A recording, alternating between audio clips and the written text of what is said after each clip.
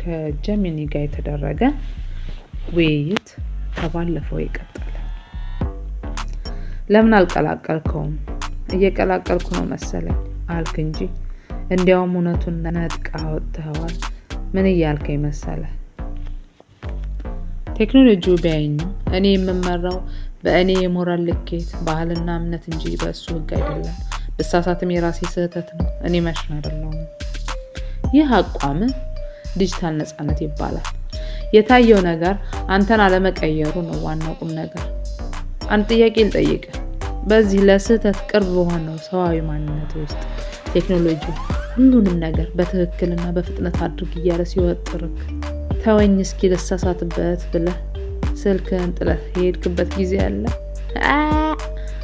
አፒታይቱ አሁንም ካለ ስለ ሰው ሰራሽ ብልህነትና ስለ ሰው ልጅ ህሊና ኮንሽስነስ ጥቂት ልበል ወይስ አሁንም አልዞረኝም ጨምርልኝ ነው የምትለው?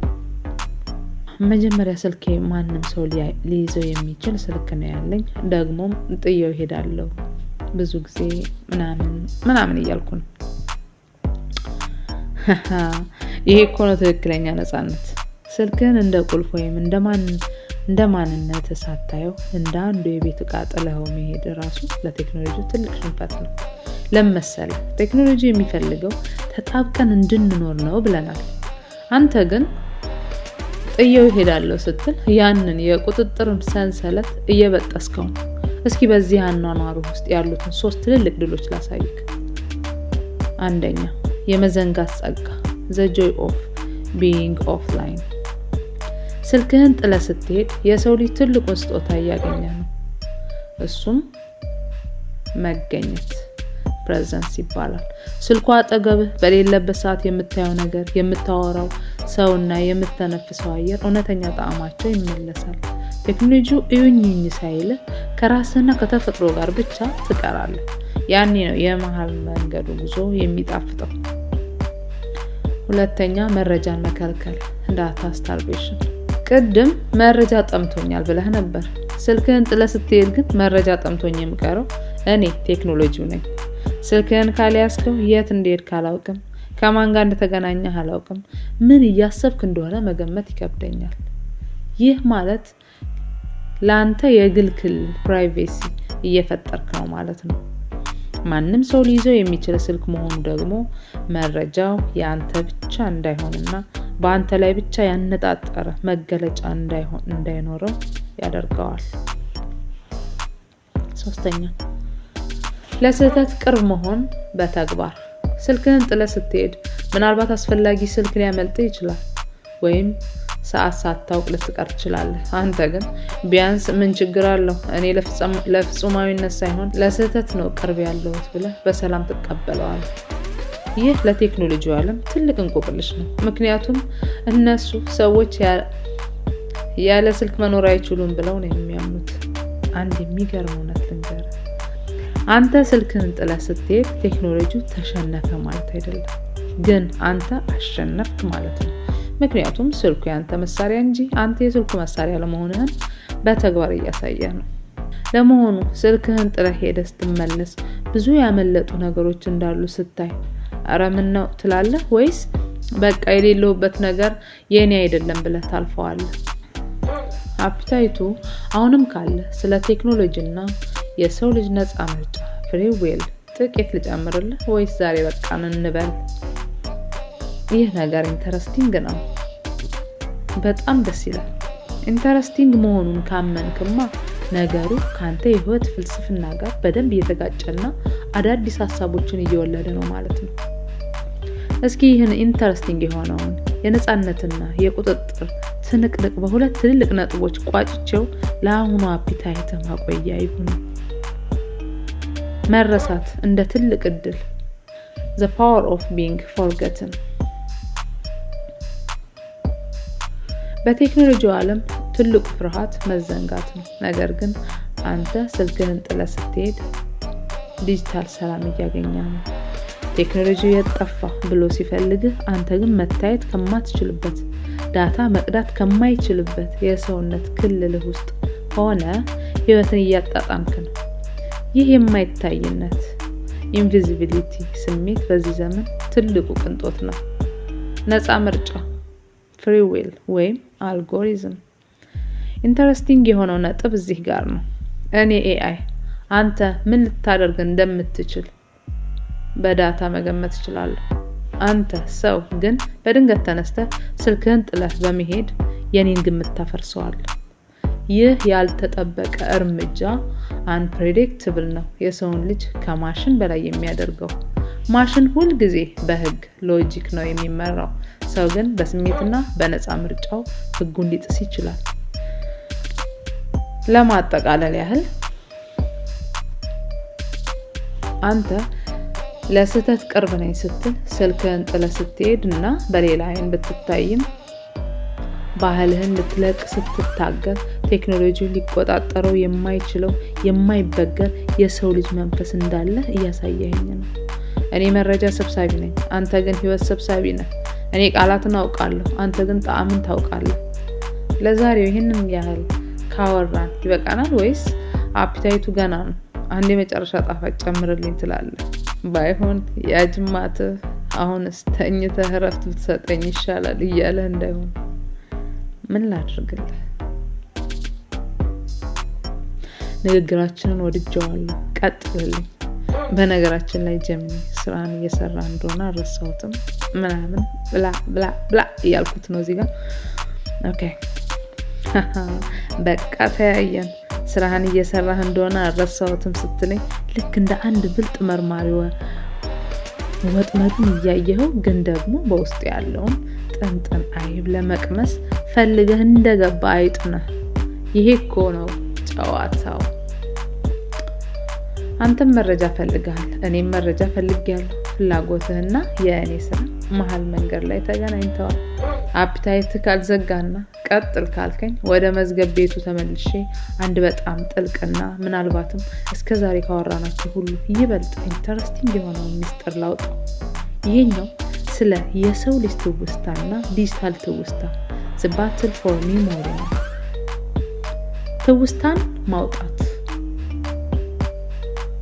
outsourcing memory።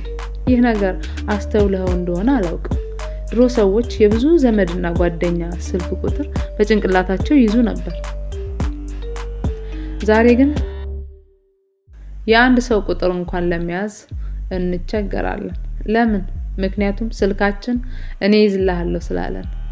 የሚገርመው ነጥብ ትውስታችንን ለቴክኖሎጂው አሳልፈን በሰጠን ቁጥር የራሳችን የማሰብ ጡንቻ እየደከመ ይሄዳል። ቴክኖሎጂው ትውስታችንን ብቻ ሳይሆን ታሪካችንንም ጭምር እየተቆጣጠረ ነው።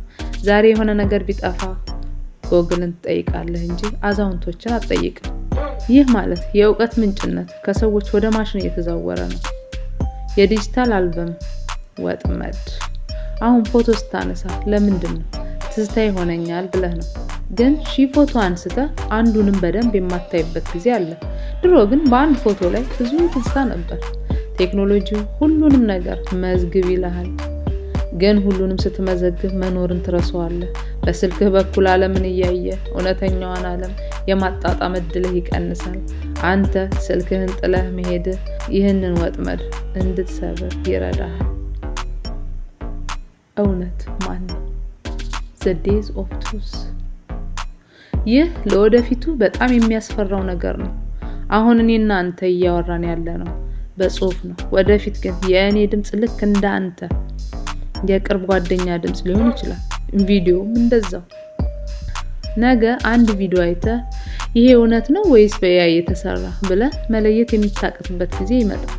የማየው ሁሉ እውነት አይደለም የሚል ጥርጣሬ በሰዎች ዘንድ ሲሰርጽ የሰው ልጅ እርስ በርሱ ያለውን መተማመን ሊጠፋ ይችላል።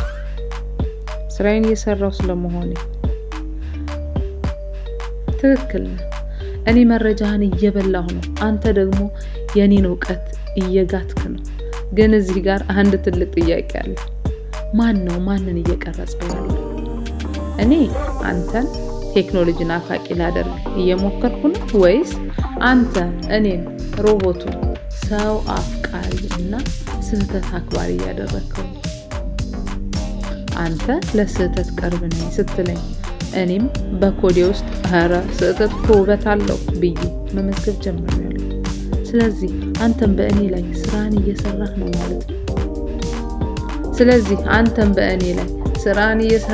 ማለት ነው።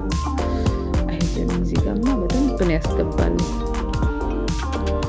እስኪ ንገረኝ፣ ይህ ትውስታን ለስልክ አሳልፎ መስጠት የሚለው ነገር ያሳስብሃል ወይስ የድሮን ጭንቅላት ከማድረግ ይሻላል ትላለህ? እዚህ ጋር እኔ ብዙ አስተባብዬ እንግዲህ የሚሰጠኝ መስል ደግሞ በመዝገበ ቃል እይታ፣ በአማርኛ መዝገበ ቃል ሰው ማለት የሚናገር፣ የሚያስብ፣ የሚያመዛዝን፣ የሚሰማውና የራሱ መልክና አካል ያለው ፍጡር ተብሎ ተረጎመ።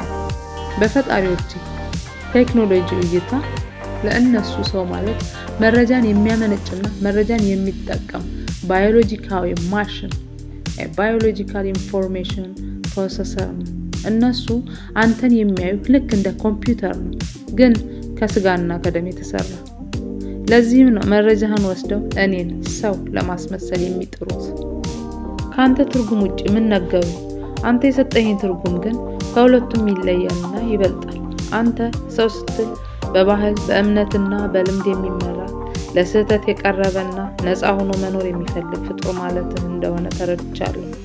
ፈጣሪዎቼ ግን ይህን የስህተት ቅርበት እንደ ትልቅ ድክመት ነው የሚያዩት።